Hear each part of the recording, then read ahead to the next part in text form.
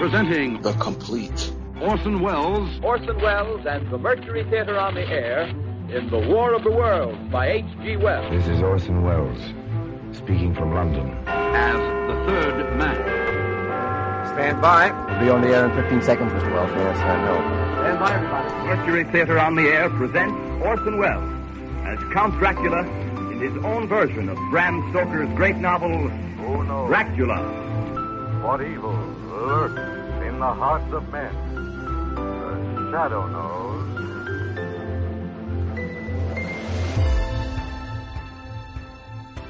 Hello world, welcome to The Complete Orson Welles, brought to you by Dwayne Old Time Radio. This podcast will feature various classic radio programs ranging mostly from 1936 to 1952 that Orson either produced and directed, was featured on, or starred as a guest. If you enjoy my podcast, you can subscribe to receive notifications of new posts. Subscribing is free and only takes a moment. New episodes are posted weekly. If inclined, please leave a rating and or review on your preferred podcast service. Thank you for your support. Hope you enjoyed the genius of Mr. Welles. The Adventures of Harry Lime returns this week after a long break from that series. This drama is titled Voodoo. It is the fifth episode from The Adventures of Harry Lime, and it aired August 31st, 1951.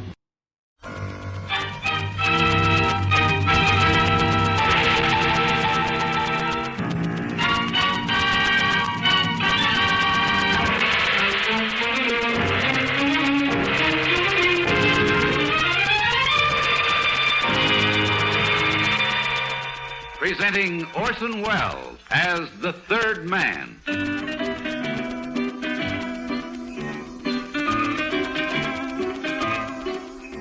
The Lives of Harry Lime. The fabulous stories of the immortal character originally created in the motion picture The Third Man, with zither music by Anton Kara. That was the shot that killed Harry Lime. He died in a sewer beneath Vienna. For those of you who know who saw the movie The Third Man. Yes, that was the end of Harry Lime. But it was not the beginning. Harry Lime had many lives. And I can recount all of them. How do I know? Very simple. Because my name is Harry Lime.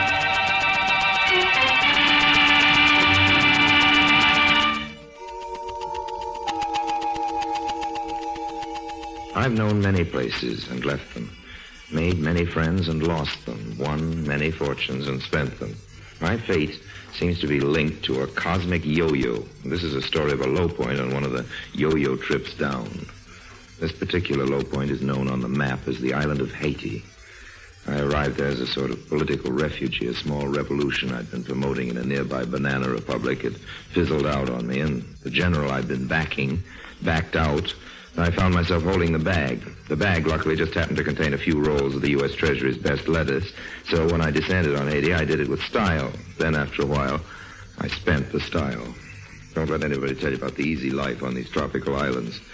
You need dough in paradise, too. Of course, I still had my friends among the natives, but even they had become devoted students of the Rubaiyat.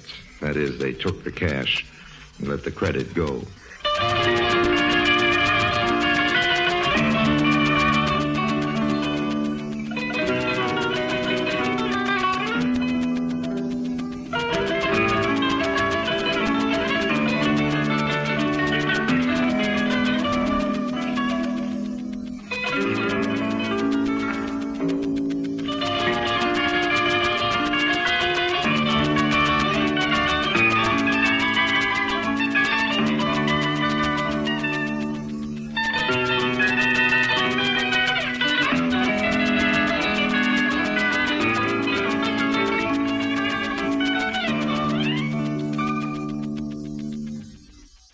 And now, Orson Welles as Harry Lime, the third man in Voodoo.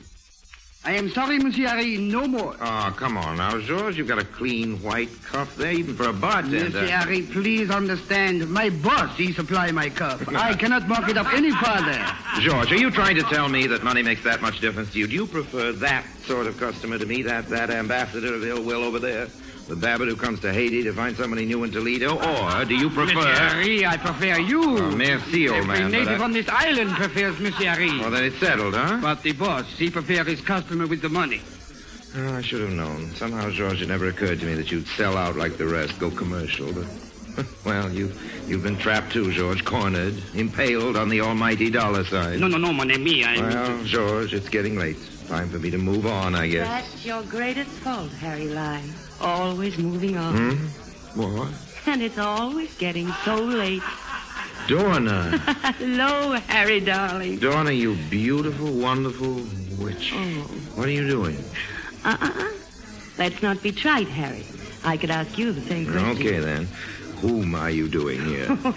Harry, darling, 3 years haven't changed you a bit. Well, who is he? That one? No, over there. The seersucker suit. Oh, no, Dorna. Oh, he's really quite charming, Harry. Charming, huh? He's an oaf. I don't like the way he laughs. Oh, you'd adore him, darling. He pinches waitresses, collects souvenirs, collects money, too. Ah, I might have known. He's with you. Well, let's meet him. Now, Harry. After you, mademoiselle. Oh, and, George, you might tell your boss that Harry Lime is on the preferred list again.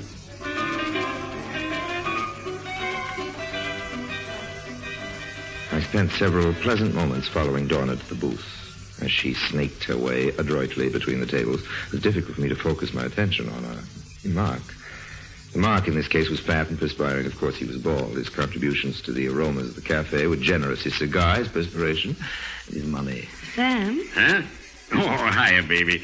I was just going to send out a searching party for you. Sam, I'd like you to meet an old friend of mine, Harry Lime. Sam Torkins. Oh, very happy to meet you, Mr. Torkins. Oh, sit down. Any friend of Dorna's is a friend of mine. Well, within reason, of course.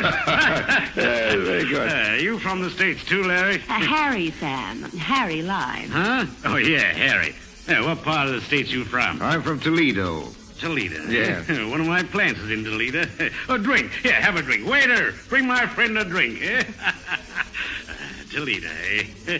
Great little town, Yes, Toledo. sir. Of course, to me, any town's a great town as long as business is good. That's right. Hey, you know, this is my first vacation in 18 years. 18 years. Can you imagine that? He gabbled. For eternities, he gabbled. Dorna was obviously abused by my boredom, but my patience, as always, had a price. Torkin kept gabbling till I almost considered reducing that price, and then he gave me my cue. Sure is hot in these parts. Well, baby, come on. Let's go out of this dump and find some souvenirs. Oh, Sam, not again. Now, what sort of souvenirs are you looking for, Mr. Torkin? Oh, I don't know. The souvenirs are... Well, they're souvenirs, ain't they? Now, come on, beautiful. Let's... Souvenirs can be more than souvenirs, Mr. Torkin. No, Lime, what kind of talk is No, that? look, Mr. Torkin, you're a man of taste and means. Hey, a sales pitch. Hey, what are you selling, Lime? Yes, Harry, what are you selling? Well, selling, I'm selling nothing but plain, ordinary common sense. It's at a premium on this island, Mr. Torkin. Yeah? Oh, let him finish Let me tell you that. about Haiti, both of you. This island is steeped in sentiment, not our kind, not the lace-trim sort of thing. Sentiment here is a wild, untamed, primitive love, a sense of possession that defies the laws of man and nature. Now, listen to those drums, Torkin. Listen. They're telling you the secrets of Haiti, Huh? Do you understand them, Harry? as much as any civilized man is permitted to. Well, that's that voodoo stuff, ain't it? Well, they're not stuffed, Torkin. Those drums are calling to the voodoo gods to smile upon the wedding of a native man and his beloved. The wedding rites are just beginning. They'll continue till dawn.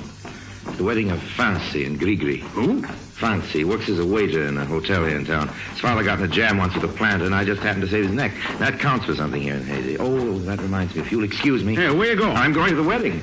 You're going up there? Oh, take us with Oh, I you. wish I could, Dorna, but, well, Hey, wait a minute now. Sit down. Now, what about all this sentiment and souvenirs and all? Well, all right. Look. Haiti is crawling with priceless relics, anthropological prizes, historical symbols. They bring fantastic prices from any museum in the state. Oh, where do they sell them? Now, they're not selling them, Torkin. You've got to know the island. You've got to know the people to find them. Well, how come they're worth so much? Sentiment, old man, sentiment. The Voodoo brand. The natives protect their sacred symbols with their lives. And, of course, they're the raw materials. Huh? Little sentimental trinkets, diamonds, rubies, sapphires, miscellaneous baubles. The kind of sentiment we understand. Oh, I love souvenirs like that. Oh, uh-huh. Well, okay, Lime. I guess you can get me one of them baubles. Yes, that's possibly. Now, what's your deal? Well, first let me find a suitable trinket. Time enough then to bargain. For now, Mr. Torkin, a small retainer will do. Huh? Oh, yeah, well, how much? Oh, as you wish, as you wish. But, as those drums would tell you, sentiment comes high in Haiti.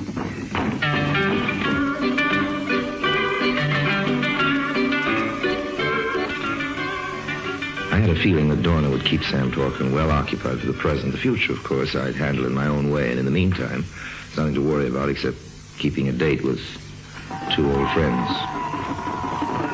I found my friends in the clearing. Fancy and Ricky, the head of the ceremonial party in a place of honor, as befitted them.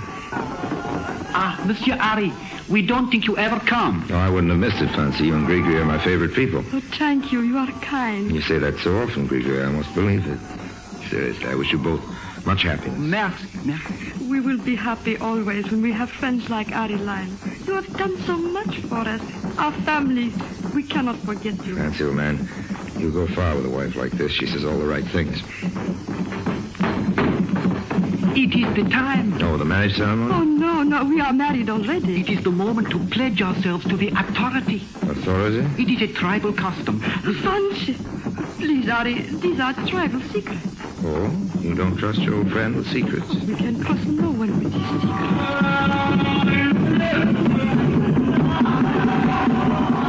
Fancy, what's happening? What's that?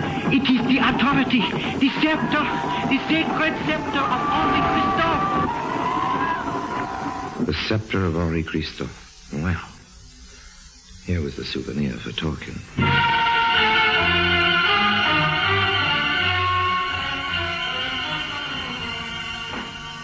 All right, Lime, all right. Who is this Henri Christophe? Torkin, you mean to say you never heard of him? Nah. Christophe was, well, he was the George Washington of Haiti. Oh, every 2-bit country's got its own Washington. Get me Washington scepter, and I'm interested. Listen, old man. Christophe started life as a slave. He became Haiti's most powerful ruler. At one point in his regime, Torkin, he stood off the combined armies of France and England with 2,000 men. On the north end of this island, old man, up near Le Cap. Huh?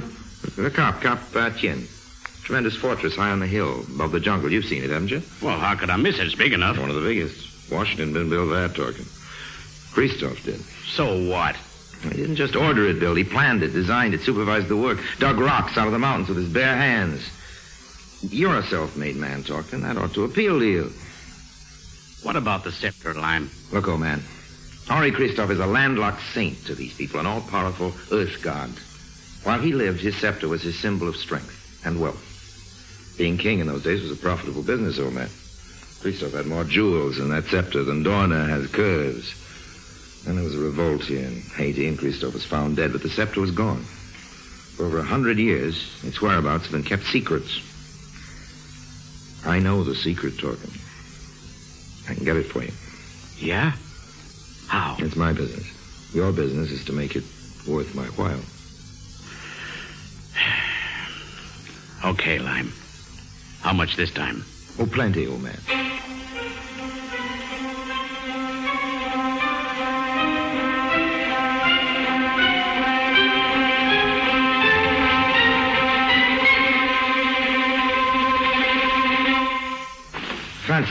Fancy, where are you? Oh, Gregory. Enter, Harry. Oh, you are welcome in the house of Fancy and Gregory. Harry, my friend Harry. It is Fancy, good. I've been looking for you. I've got to talk to you. Oh, we are always eager to listen. Fancy, it's that scepter of Henri. Oh. What's the matter? Oh, Harry, please, you must not ask. These are secrets of our people. But I've always considered myself one of your people, Gregory. My friend Harry, I have told you too much already. Please do not think any more of the scepter. It is forbidden to speak of it. Forbidden among friends? Harry, with the scepter, it is different. It is the authority. Is it? It is the scepter of Henri Christophe. It is passed on from high priest to high priest. It is never out of their hands. It is the authority. Oh, that is enough to know. Please, ask no more. Gregory, would I ask if it weren't important? No, Harry, please. I've got to know more about it, Gregory. Fancy, you understand, don't you? Gregory. Oh, don't make him say more, Harry, please. Don't make him say more. Please.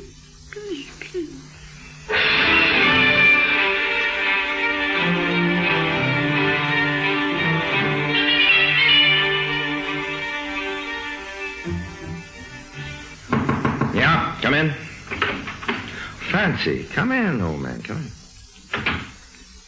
Harry, you do not mind that I come here? Oh, of course not. Anytime. What's the trouble? I do not know. It is not my trouble. Eh? When you are at my house today, I see you have great trouble. I try to tell Grigri, but she do not understand. Trouble? Me? No, wait a minute. I am tell her you must have great trouble, or you would not ask for tribal secrets. Well... It is all right, Harry. You are my friend. When you are in trouble, I help you. Oh, well... Oh, good. That's the spirit, old man. You have done much for me and Grigri. This is for you. Oh? It is the scepter of Henri Christophe. It's... Fancy. It is yours. I could do no less. Fancy it. Now, It's... you will have no more trouble, Harry. Well, now, wait a minute. Well, what about you? How did you get this thing anyway? It is no matter. You stole it from the high priest. What if they find out you took it? They won't go to the police. No. They won't put you in jail? No. Well, what will they do? They will not put me in jail. They will not go to the police. The priest will be my judge. Fancy. What will they do? They will punish me. I will die.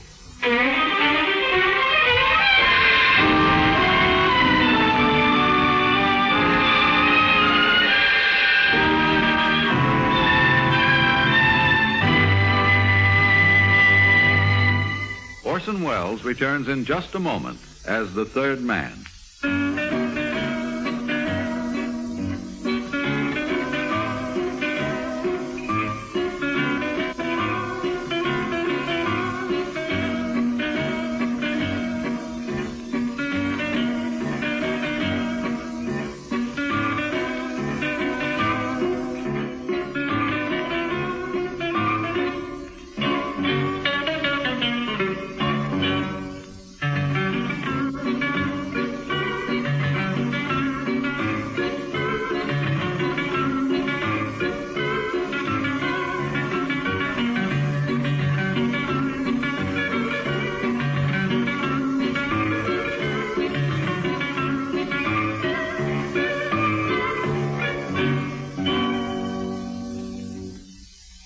And now, Orson Welles, as the third man, continues with Voodoo.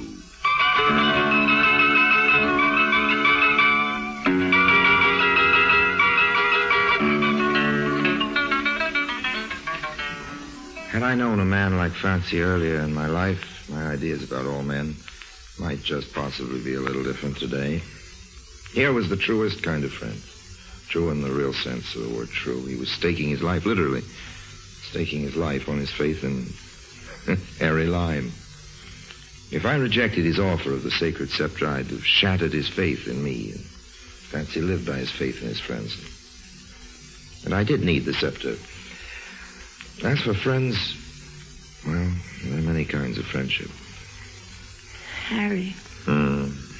Tell the truth. Oh, sure. Dorham, I love your ravishing. Oh, no. Not that. About the scepter. No. Got a cigarette? Here. Thanks. Is it really the scepter of Henri Christophe? Think Sam will buy it? Why not? Why is it so valuable? Historical significance, cluster of rubies, big fat sapphire in the middle. Harry. What's it really worth? 20,000, maybe 25. Move the ashtray over. Bet talking would give me 35,000 for it. Think so? I'm prettier than you. Right. But I have Christophe's scepter. Oh, but darling, if you let me peddle it to talking... Dorna, my sweet, I lost you 3 years ago in Madagascar. The scepter might be a temptation if you leave me again. Oh, no. Never No, mind that Harry. stuff. Never mind. Now, cut it up now. Wouldn't 35,000 be nicer than 25? Then why don't you let me Dorna, have the it? fact is, I don't have a scepter. What? Talking, bought it this morning. $50,000. Harry, you! You!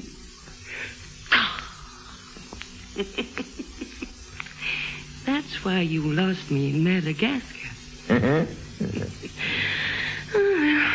Guess I've got to work on talking again.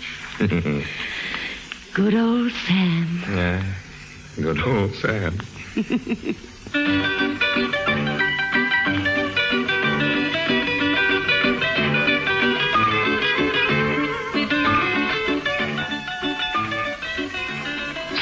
good old Sam ran a bad second. Dorna was no fool. She wasn't greedy. I was available, and I had money. Not as much as talking, of course, but enough to keep her satisfied temporarily. We decided on a small celebration, the sort that requires noisy public demonstrations with champagne bottles. We went to a little cafe, and I rather enjoyed the impression I was making, particularly on Georges. Would you like me to put this on your bill, Monsieur Harry? Oh, certainly not, George. Certainly not. I wouldn't want to cause any undue strain or suffering for your employer. But, Monsieur... Never mind, George, old man. Here, this should cover the situation, I think. Oh, here's a little something for you. Thank you, Monsieur Harry. You are... Oh, what's the matter? You will excuse me, Mr. Harry. I must go. Huh? I'm sorry, I must close the bar. Close the bar at this time of night? Just a minute. The drums, Monsieur Harry. You understand? The drums. The drums? What? George. The death drums. I do not have to tell you, Monsieur Harry. Why? What for? I don't know. You will excuse me. Harry, what is it? I don't know. Those are the death drums. They mean someone's dead or dying. Or going to die. Going to die? Who? I don't know. I have a hunch. I hope I'm wrong. Harry! Wait! Where are you going? Harry! Harry!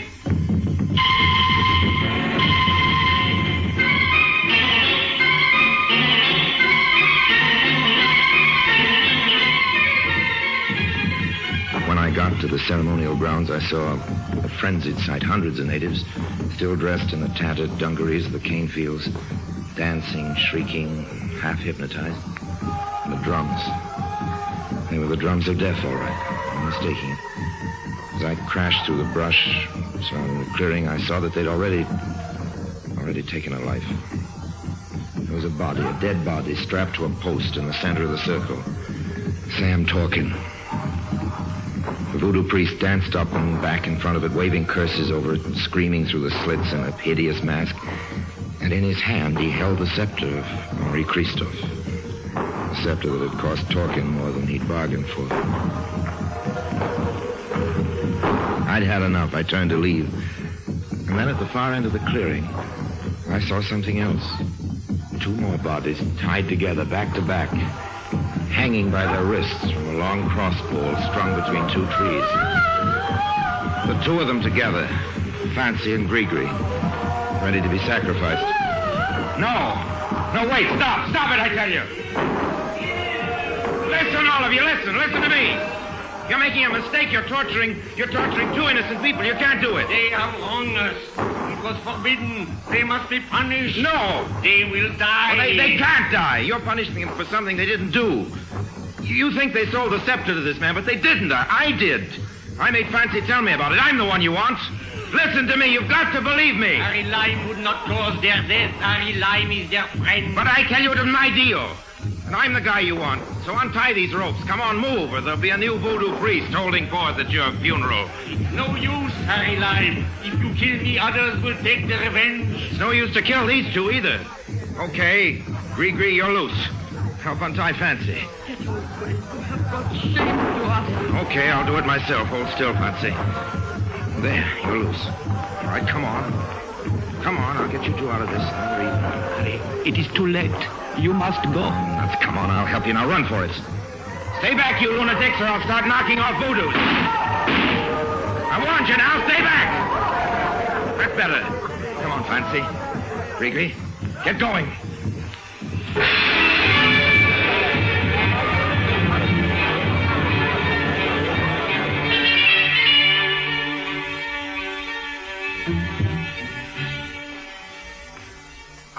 Well, there goes Haiti, Dorna. Another corner of the world chipped off. You'll be back, Harry. No. Fancy and Grigri are gone to Cuba. And time people will learn the truth about me. Haiti's through with Harry Lime. You're really taking this seriously, aren't you? After my fashion. Guess I messed up your meal ticket, too, didn't I? Sam talking?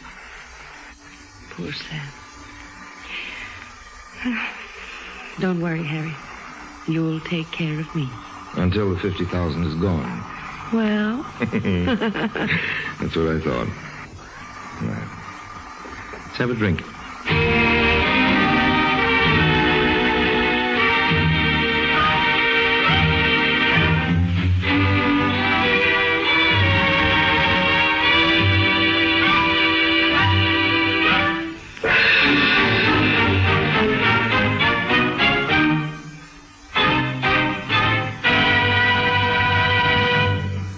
Lime returns in just a moment.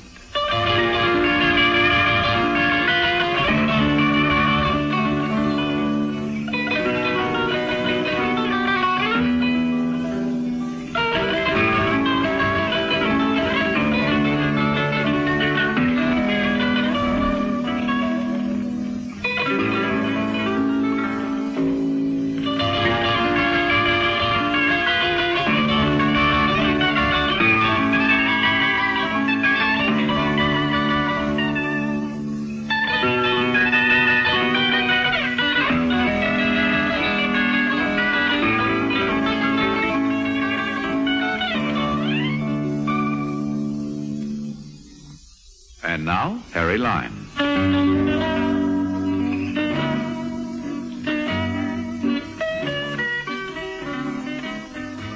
I know what you're saying. You're saying that wasn't Harry Lime at all. You're saying the noble hero that pulled off that fancy rescue party wasn't the third man. He was a couple of other guys. Just goes to show how I misjudged. Well, ask Fancy and Grigri, now happily keeping house in a suburb of Havana. They'll tell you it really was Harry Lime that got them out of that whole voodoo mess. Of course, they'll also remind you that I got them into it. And they might possibly mention that as the three of us dashed off into the jungle, I paused just long enough to borrow that scepter back from the high priest. Got a nice price for it, too, from a collector in Brussels. But that's another story. So long now, and if anybody should run into Dorna anywhere, in Timbuktu, for example, or the Store Club, give her my love. Remind her she owes me about 15,000 hard-earned American bucks, which seem to have slipped out of a hole in my pocket or something. No hard feelings, of course, but if you get a choice between voodoo, hoodoo, and Little Dorna, I hope you'll know what to do about it. Take the voodoo every time.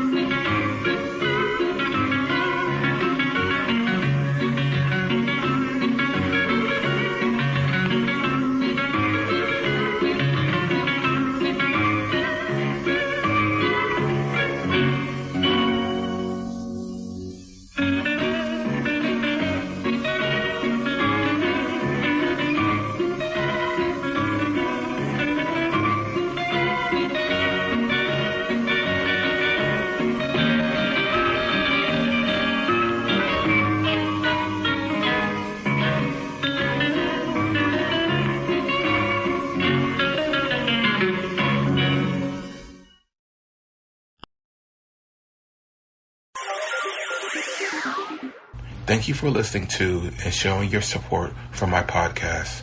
If you would like to receive notifications of when new episodes are posted, please subscribe to my channel. Subscriptions are 100% free, and they really help me get an idea of how I'm doing. Well, hope you enjoyed, and until next time, stay safe, wish you well, and as always, peace.